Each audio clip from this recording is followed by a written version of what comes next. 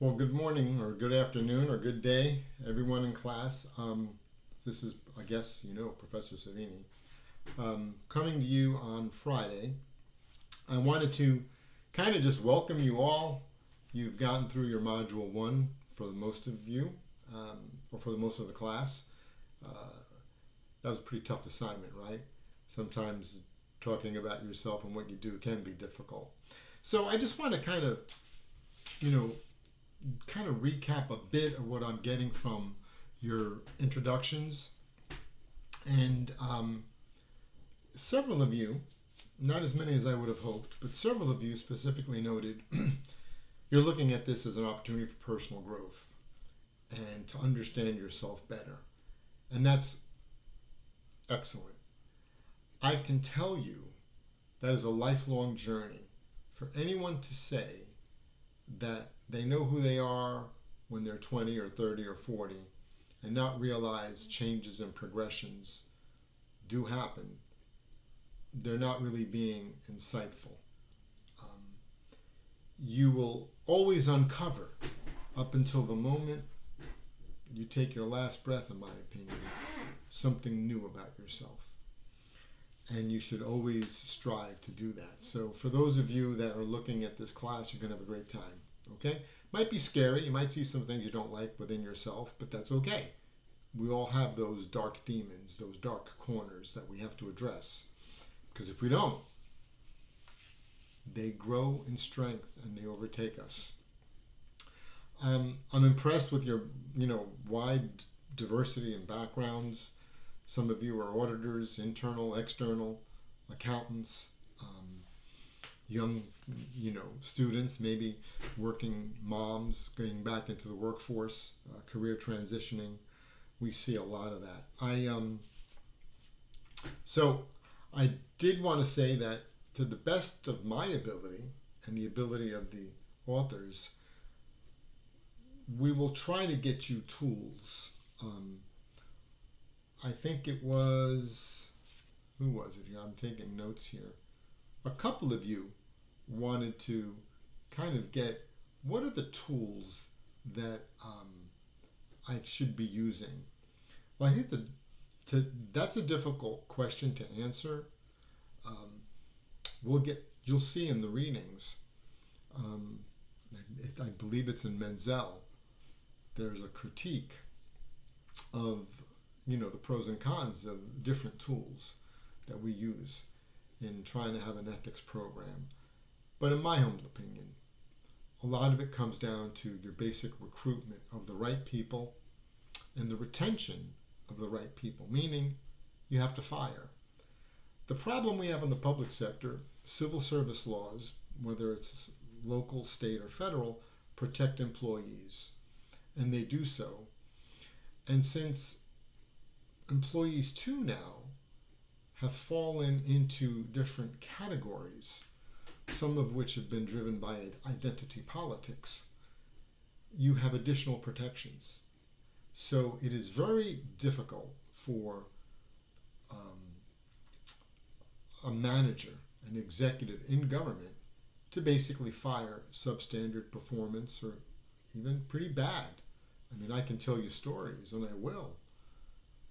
We've had employees at the federal level, not up in, I mean, even up until just a few years ago, and I won't give an organization away, major federal agency, employee committed not only sexual impropriety with a subordinate, stole a credit card from another subordinate, stole their identity. You think the person was fired? They were transferred. Senior executive service. And you want to know what? They're serving in an IG capacity. I'll just leave it at that. They're an inspector general somewhere. Where? How? What level? I won't tell you. But that's how crime pays. Okay? Partly because of the civil service protection laws, identity politics, whatever it might be. You have to understand these are realities we cope with. So the tools are difficult. They're few. They have to be multi-pronged into having an effective ethics program, but I believe it comes down to effective hiring, disciplining, okay, with compassion, of course, but disciplining, maybe 3 strikes you're out, and you have to get these folks off of your payroll. I know my daughter also works. 2 of my daughters work with federal entities, and I understand. Sometimes the best you can do is transfer someone out. And what do? You know, you give them a decent rating, right? You get the character reference call. You don't say anything wrong, right? And you hope that they go. And we also play that game. But what are we doing? We're just shifting the problem to someone else, right? I've got mixed feelings about that, okay? Because I, as a federal manager, I've seen it, both ways. And so, again, thank you for sharing who you are, what you do, what you also do in your personal life. There are a couple of things I just want to kind of go over with you. It's a Friday, and I'm hoping that you got time to chill a bit and just listen to the video. You know, I tend to give pop quizzes, and I do that in the video, and or through the video. So if you don't play the video or you don't play the whole thing, you might not get the extra credit. So just be mindful. You may get a pop quiz offer on this video. You might not. So you got to kind of stay tuned. It's my way of keeping you glued into or plugged into what I have to say, and which I hope is worthwhile. Otherwise, turn me off, right? You don't have to listen to me if I'm not imparting knowledge.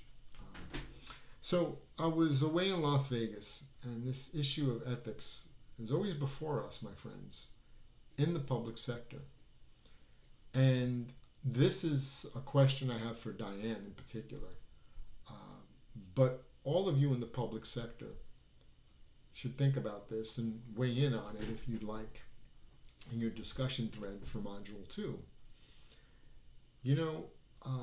Diane works with law enforcement. I go in the church on Sunday, and I love donuts. And whenever there's a church that has a donut Sunday, you'll find Dom. You can call me Dom the Donut. I don't know, but I like donuts and coffee. That's why Dunkin' Donuts is like one of my favorite places. So go to Mass. After Mass, I go to grab a donut. I'm sitting with people I don't know. I'm not from Las Vegas. Trust me, I don't want to be in Las Vegas. So the nice gentleman we're talking. Well, he's in law enforcement.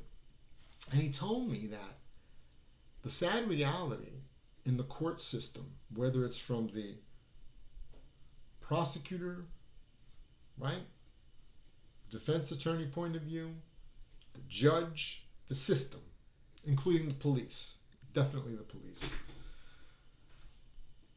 And let me just preface this by saying the majority of policemen are honest, hardworking public servants that on an average day put their lives on the line 8 to 10 times, at least in cities, right? So I'm only talking about a small minority of officers. There's corruption. We know it, okay? There's corruption when they shake down a drug dealer, cash gets split. I mean, this happened when I was a kid, all right? They might even take some of the drugs and sell them. Framing, they frame people on bogus charges. I sat on a jury where they were going after a guy. Yeah, supposedly he was an issue with his wife, and there was a rifle in the house that they both kept, but the prosecutor went after this guy for kidnapping. He's kidnapping, but they were in their home. Kind of just a strange kind of thinking. So we know that the system's not perfect, and there is corruption from the police all the way through, okay? A cousin of mine, a defense attorney, former prosecutor, former policeman. He was a cop first, became a detective, then became a county prosecutor, and then he became a defense attorney. He saw it all. He would tell me the worst thing that bothered him was when other attorneys in the courtroom would out and out lie, and when other police officers and the detectives would take the stand and lie just to incriminate someone, to close the books. Well, anyway, this gentleman, as we're breaking our donuts down, tells me that in Las Vegas, the system is so bad that the friend he has in law enforcement is telling him they don't prosecute repeat offenders effectively because it creates a backlog of work for them, that they continually want to recycle criminals because it's work and it's an easy case. Oh, here comes Professor Savini. We know how to handle him. We know how. Yeah, we got a file on him. Don't worry about it. Just copy and paste. Boom. Next docket. And he said the whole system is corrupt that way. So he then pointed out, but if you or I, honest citizens, committed the same crime, they would throw the book at us, put us in prison, fine us, whatever it might be, to set an example that they're protecting and honoring the law and that no one's above the law. He said it's selective prosecution actually against the minority of people, or shall we say the majority of people who do good. But the criminals are mistreated actually by being put back on the street because they're a repeat customer that the court system knows is going to come back. It's a perverse incentive. So the only reason I mention this is because Diane introduced herself, and she and I were going back and forth just a little bit, that she worked with law enforcement. So it's just an observation. Diane, you may disagree, you may concur. This is what this gentleman told me, and my own experience having relatives in law enforcement. There's corruption, okay? We know, in the public sector. So that was one incident. Now let me tell you, the other day I was in Las Vegas, and of course, we have pools there because it's pretty hot.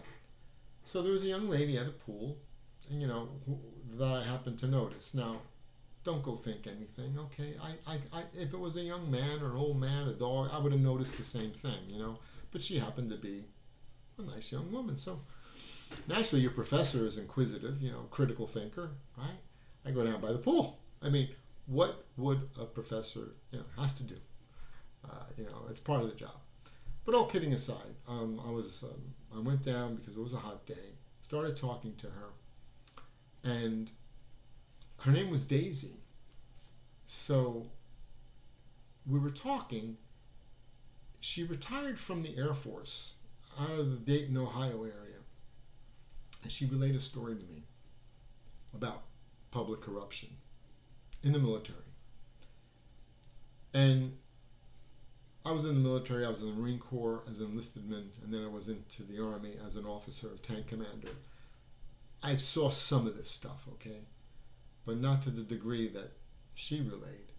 In the procurement office she worked in, the men, the officers in charge, would demand, if you will, sexual favors from the female subordinates or colleagues working there. Well, this woman basically said, my grandmother and my mother didn't work so hard and sacrifice their lives for me to have to sleep my way to the top. And she's a very intelligent woman. And so she wouldn't play the game. Interestingly, most of the pressure for her to sleep or perform sexual acts on these men did not come from the men themselves. The men actually may have demanded it, but they never asked. It was the other women in the office. She said the commanding general was a female,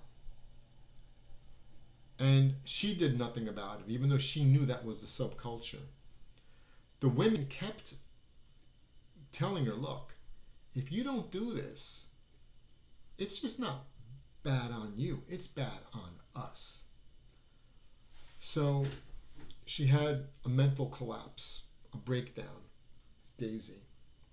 She retired from the military, and she moved to Las Vegas to just get away and take time to decompress. And I was part of that decompression. I just kind of talked to her, shared with her my experiences. And I told her if she ever wanted to get back into procurement to let me know because I'm in DC and I might be able to, connect her with an employer. She's like, I don't want to get back. She said, corruption is so bad in this country. She said, we're seeing it on the politics everywhere. And she was very disheartened and upset. So I just share these things with you because you and I have to be part of the solution. If we can't stop corruption, and we know we can't in all cases, in most cases, but if we can somehow curtail it, call it out, or when we see a victim suffer, and they all suffer, whistleblowers suffer. There's a Harvard study done. They suffer tremendously. Loss of income, loss of family. Some of them commit suicide because of corruption. So I just want to bring this out to you that no matter where you go, you're going to hear these stories. Okay? I asked Natalia and some others to be candid with us about some of the things they're seeing. Now, Natalia works in Atlantic City. She does hotel accounting. She's at a casino. It'll be interesting to learn about their internal controls for sure, right? Because I've always was fond of, the casino internal controls. I have a story about that, how some mob guys deal with internal control and how they told me they deal with it. Very effective, actually. But I'd like to know how the formal internal controls work and if there's a degree of corruption that she sees, that exists. But again, I don't want you to give names away, implicate people. But in general, if you can share, and because we got to talk about the ways of stopping this, right? So, and I say stopping, ideally, okay? All right, so that's enough about my trip. Daisy in the Desert really touched my heart. It was grieving to hear her story. A beautiful young black woman forced to resign from the army because other women were pressuring her to do unethical things to advance their own careers. And here, she's like kind of lost now, that she doesn't know what she's going to do. And then Donut Sunday in Las Vegas. Do we really have such problems with the law enforcement and the judicial system that, contrary to popular belief, people that should be locked up are put back on the street so they could be processed again just to keep the backlog and the money coming in? Meaning, could crime rates actually come down if there was effective prosecution? And treatment. When I was in Las Vegas and I saw all the homeless that were there, it blew my mind. But there's homelessness everywhere now, and it's going to probably get worse. But anyway, that's another point. I digress. Module 2, quick overview. Remember, you're going to be reading different textbooks. Different authors have different thoughts, right? Like different professors do, which is okay. You're going to start with Boss, and you're going to get into the Greek classical philosophical discussions. You'll touch on different theories. You'll also touch on different religious frameworks, other secular frameworks. And you're going to see some bleed over, some clear distinctions on the conceptual basis. When you read Boss, see which ones you gravitate more towards, and why. Ask yourself why again, all right? And then juxtapose that to, let's say, Plant. Plant now gives us a more practical, he kind of like, in my opinion, pre-selects a framework, or looks for commonalities among the framework and says, use this, from what I gather. And he gives us a sort of a practical day-to-day approach to life. I believe in the back of the book, he explains, I believe it was his father or grandfather, a very religious man, and how that affected ethics in the family, okay? So don't think that religion um, is worthless. Um, Sometimes it's been used for bad things, we know, and that's what we're not talking about. We're talking about the principles, the ethics, um, apart from the spirituality, which is a beautiful thing. You know, for example, why do some people go to the gym to work out? To stay fit, right? Why do some people like me go to Mass on Sunday or church services? To stay spiritually fit. It's about religion, but trust me, I could go to another denomination, right? And I would be, I believe, just as fed because I'm hungry to learn and I'm hungry to change, even at my age. Yeah, Professor Savine. I'm still young. Don't think I'm old, all right? Um, so read the books, and when you get to Duska, Duska's good because Duska drives it home and says, hey, I'm talking about accountants now, all right? Let's focus on our code of ethics. What does the AICPA demand of us? What does the Institute of Management Accountants demand of us? What does the Institute of Internal Auditors demand of us? You know, from an ethical point of view. And when you look at all this, it kind of ties back to what some of you have said. Oh, yeah, we have an ethics policy.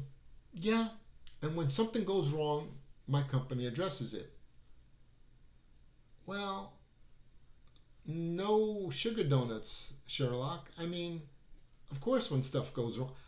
But that's the problem, I think. Our ethics programs don't really prevent or help mitigate, in all cases, problems that arise because, one, again, we're hiring, I believe, the wrong people for the wrong jobs in some cases. Two, when bad things happen, we don't want to deal with them because we're afraid as managers, oh, we might get sued, we might be labeled this or that. It's better just to let the person go, let someone else deal with it. So the unethical behavior, you know, grows and the person becomes emboldened to get away with more and more and more to the point they'll demand something from an employee and maybe get others to help them make that demand as well because they've achieved so much power and stature. It's very bad. You got to nip this in the bud. And if you've raised children, you know what I mean. Especially if you've raised them effectively and they're doing well in society. Because some folks are raising kids and we don't want to go there, right? Okay. So with that being said, do your readings, do your thinking, and do your best on Module 2. Okay. And remember, I'll be giving pop quizzes through the videos. So this is the end of the video. I'm not going to necessarily give it away, but I might do it in the next video. I'll drop what the pop quiz may be, and I ask that if you do the pop quiz, you know, I'll appreciate it, and it'll be used as extra credit for any points you may miss in the discussion threads. Please be brief in your discussion threads, and listen. Do not use any like ChatGPT or just please simple, honest English. Okay? And if you got trouble with English, like I said, write it in Italian, translate it, but don't make it sound better than who you really. I want to know who you are. And I want you, more importantly, to know who you are. And if you don't stand in that mirror and look at yourself naked in a way and say, okay, I got to deal with this extra weight, or you know, I'm not fit enough, you're not doing yourself a service. Don't be ashamed of yourself. Know that we all can improve and that we all have faults when we look in the mirror, okay? But the idea in life is to begin your journey of self-improvement day by day. You don't need quantum leaps. That's the good thing. So with that being said, I wish you all a wonderful weekend. If you have any questions, you can email me at the Canvas account. Okay, but I look forward to your Module 2 discussion threads. Thank you very much. Stay in there, man. Okay, and women. Bye-bye.